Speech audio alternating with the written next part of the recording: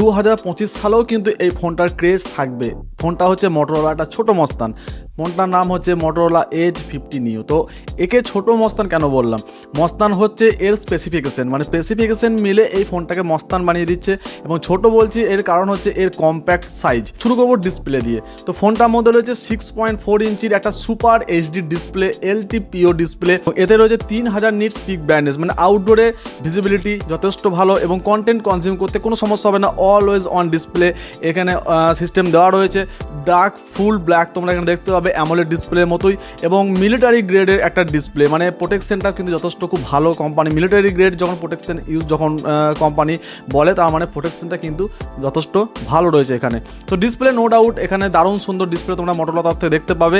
এবং bezel-less display, একদম narrow বেজেল তোমরা দেখতে পাবে। তো কন্টেন্ট কনজিউম করতে কোনো সমস্যা হবে না এবং ছোট্ট সাইজের জন্য তোমাদের ফোনটা ইউজ করতে কিন্তু খুব প্রিমিয়াম মনে হবে। এবার যদি আসি বিল্ড কোয়ালিটি এবং ডিজাইন, দেখো পুরো ফোনটার মধ্যে কিন্তু প্লাস্টিক ফ্রেম দেখা গেলেও পেছনে কিন্তু দেখা যাচ্ছে ভেগান লেদারের।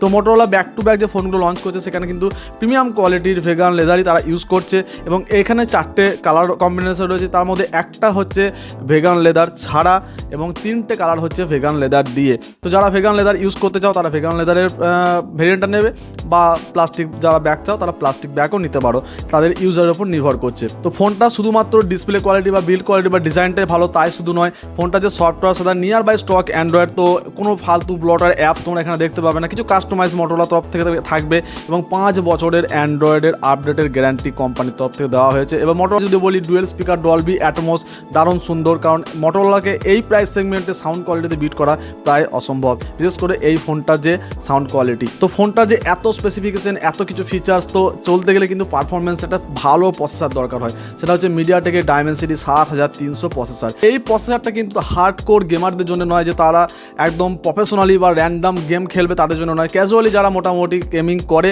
তাদের পক্ষে যথেষ্ট ভালো একটা প্রসেসর।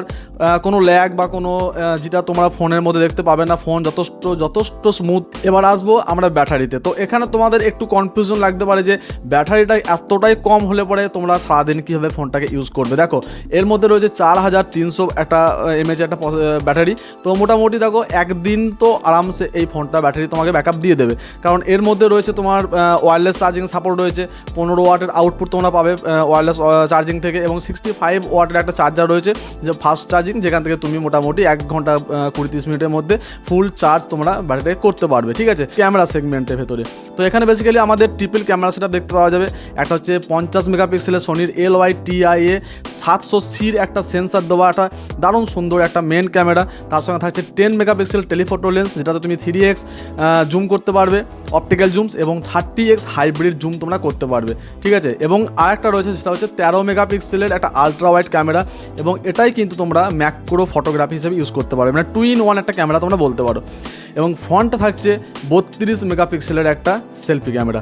এবং এর যে ক্যামেরা স্যাম্পেল, তো তোমরা আশা করছি এই ক্যামেরা স্যাম্পেলগুলো দেখে তোমরা বিচার করতে পারবে যে এই প্রাইস সেগমেন্টের ভেতরে এত ভালো ক্যামেরা কোয়ালিটি কিন্তু কোনো ফোন ম্যাচ করবে না।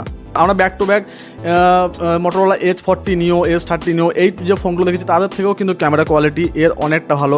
বিশেষ করে ভিডিওগ্রাফি 4K 60 FPS তোমরা ভিডিওগ্রাফি করতে পারবে, এবং ফটোর যে কোয়ালিটি 3x জুমে যে কোয়ালিটি পোর্ট্রেটের, সেটা জাস্ট অসাধারণ ফটোগ্রাফি তুমি এখান থেকে করতে পারবে। তো ফ্ল্যাগশিপ লেভেলের একটা ফটোগ্রাফি তোমরা এখান থেকে করতে পারবে এই ফোনটা থেকে। তাছাড়া আরও তো বললাম সাউন্ড কোয়ালিটি এবং বিল্ড ডিজাইন এবং কম্প্যাক্ট ডিজাইনের জন্য ফোনটা কিন্তু অনেকটা স্পেশাল হয়ে যাচ্ছে। তো তোমরা 21,000 টাকা ভেতরে একটা ভালো ব্যালেন্স হওয়া ক্যামেরা, সাউন্ড, ব্যাটারি এবং তাছাড়া ভালো ডিসপ্লে, ভালো বিল্ড কোয়ালিটি, ভালো ডিজাইন দিয়ে তোমরা কিন্তু একটা ভালো ব্যালেন্স একটা ফোন পেয়ে যাচ্ছ। তো কার এই ফোনটা সম্পর্কে কী মতামত রয়েছে তোমরা কমেন্টে অবশ্যই জানাও। এবং 21,000 টাকার মধ্যে কিন্তু অবশ্যই ভ্যালু অফ মানি এই ফোনটা হবে। তোমরা অবশ্যই ভিডিও ভালো লাগলে পরে লাইক করো, চ্যানেলটা সাবস্ক্রাইব করো এবং শেয়ার করে দিও। দেখা হচ্ছে নেক্সট ভিডিওতে।